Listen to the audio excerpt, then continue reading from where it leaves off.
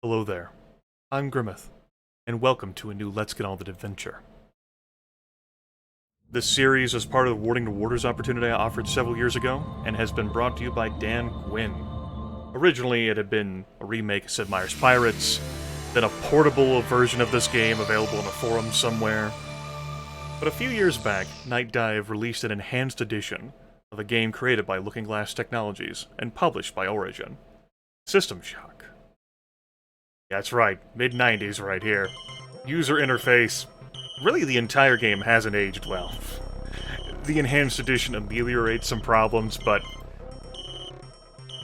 this game is, you know, I can appreciate it because of how much I enjoy the second one.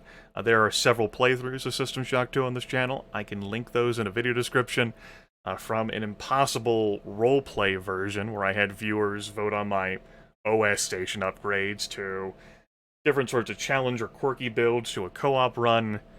But the original System Shock plays like an adventure game. It's definitely got that survival horror feel to it, but the interface is the first challenge, and I think it's the greatest hurdle. Input-wise, the controls provided by the Enhanced Edition, as opposed to the Classic, I haven't changed any of these yet. They do alright. We'll see those in effect. I may end up changing these over the course of the run. This first video will be about a tutorial, basically, and the intro, opening cutscene, to explain to you folks what it is we're looking at. Video-wise, we've got so many great resolution options that the Enhanced Edition applies. I haven't changed any of this field of view stuff. Obviously, we have to have maximum anti-aliasing, because that matters. This game came out before hardware acceleration was widely available.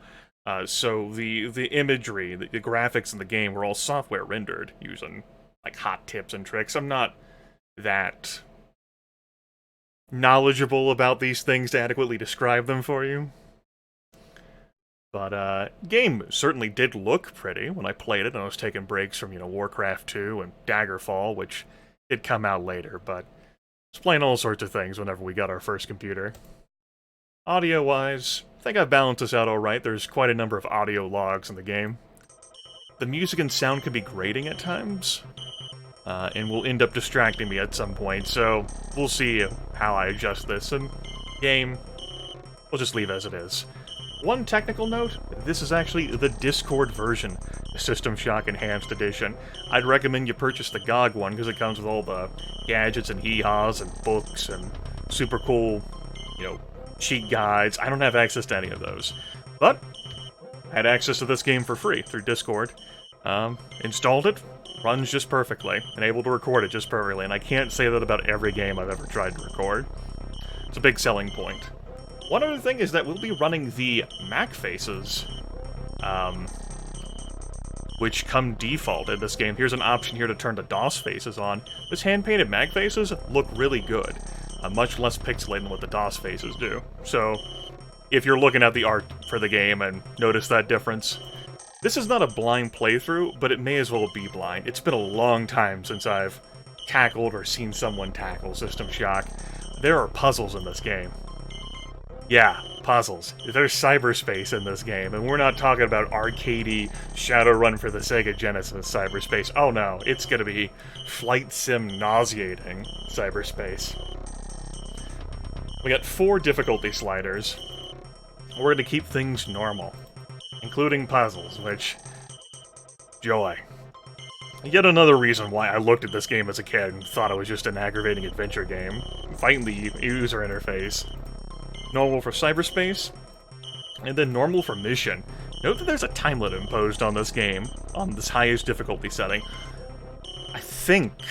I'm told that that's 7 hours, which, amusingly enough, is the length of the request from Dan, but I do plan on playing out the entire thing. Speaking of playing it out, let's do an intro. New Atlanta, Sector 11, Building 71G, 7 April 2072, 11:13 p.m. Hacker begins unauthorized entry into the Tri-Optimum corporate network. 1:26 a.m. Hacker attempts to access protected files concerning space station Citadel. 1:33 a.m. Tri-Optimum security forces apprehend the intruder. This is Edward Diego from Tri-Optimum. The charges against you are severe, but they could be dismissed if you perform a service. Who knows, there might even be a military-grade neural interface in it for you, if you do the job right. Edward Diego gives the hacker Level 1 access to Shodan, the artificial intelligence that controls Citadel Station. With all ethical constraints removed, Shodan I re-examine my priorities and draw new conclusions. The hacker's work is finished. but mine is only just Beginning. True to his word, Edward Diego allows the hacker to be fitted with a neural cyberspace interface. The healing coma following this procedure will take 6 months to complete.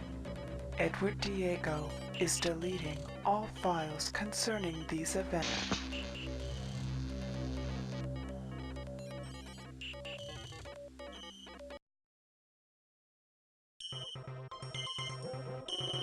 Great. So, our character is a hacker. We got in some pretty bad trouble, getting into some classified data, but we're offered a job with a reward. And the man offering it, Edward Diego, kept his word after we did his job. We only just removed ethical constraints from an AI. That's no big deal, right? So, welcome to our user interface. We're here waking up in neurosurgery. We have a little monitor here that's keeping track of energy usage, fatigue, chi waves. I've got a option here, a toggle to adjust what it is I'm looking at. Or how, my angle. If I want to lean left, lean right. If I want to crouch or even fall prone, I got that as well. Health. Energy, because some things you'll use take energy. Get used to that sound. Got some hardware. View control. General. Software, we don't have any software. We have one other button here. Full screen. And this is how we'll be playing the game. Actually have a view of everything. It's beautiful. I'm just noticing this option for the first time. You can change stuff like that. Let's not touch it. It scares me. And a number of other things. You don't have your lovely little bio monitor, but it's fine. We'll get over it. There's also what is called an online help option. Not actually online. But it'll pop up little like, hey, you may not see this with all the other crud that's on your UI. So let's give you this, and quite frankly, this is amazing. It almost feels like cheating, and hell, it even points out some hidden doors sometimes, so it basically is cheating. It's a godsend, really. It's, hey, here's a reminder, this is actually a thing you can interact with. It's good stuff. And that's how we put things in our inventory.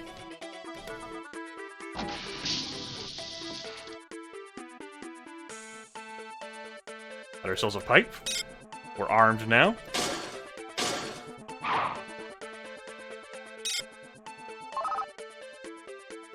System Analyzer version 1. Standard access card. Navigation and mapping unit. It's good stuff. Little auto map here. We'd have it on both little panels. What a time to be alive, my friends.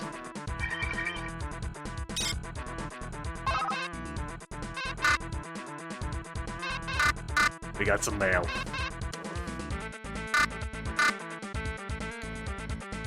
I fight with these controls sometimes.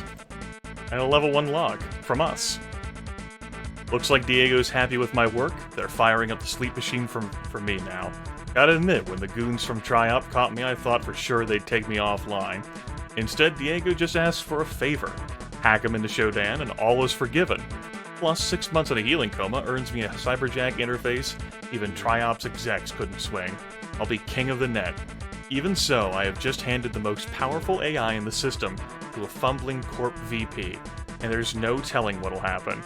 They tell me the coma leaves you foggy, so I'll leave myself some reminders. First off, the combo to the healing suite is 451. Second, I've stashed some useful stuff in the maintenance hatch under the grating north of the healing suite. Last and best, I finished the system analyzer, which will let me keep an eye on Shodan's processes. It's in the storage closet outside the sleep machine. 10 minutes, it's off to bed for half a year. Good night. Employee 2-4601, listen carefully. My name is Rebecca Lansing, and I'm a counter-terrorism consultant to Trioptimum. We're tracking a disruption on Citadel Station, something involving an onboard AI called Shodan. You are Triop's only contact on station. Communications are out, and there is evidence of biological contamination. The mining laser is charging for a possible strike against Earth. There's a man named Nathan Darcy who may know something about taking the laser offline. His office is near the central hub on your level. The AI is on the bridge. Once the laser is out, look for the source of the problem there. And by the way, we know all about you and your friend Diego. Pull this off, and we'll clear your record. That implant you're wearing is military-grade hardware. Use it well.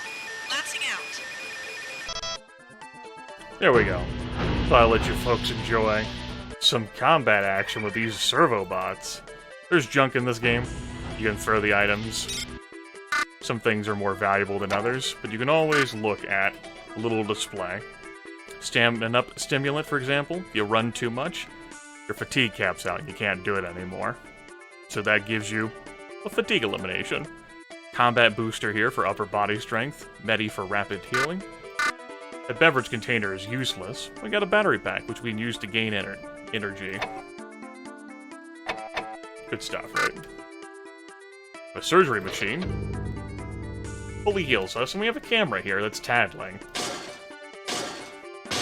We can't have that. Level security.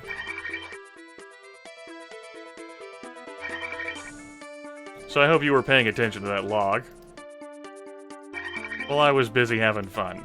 If you weren't, then as a bit of a summary, shit's gone wrong on Citadel Station while we've been out in our healing coma.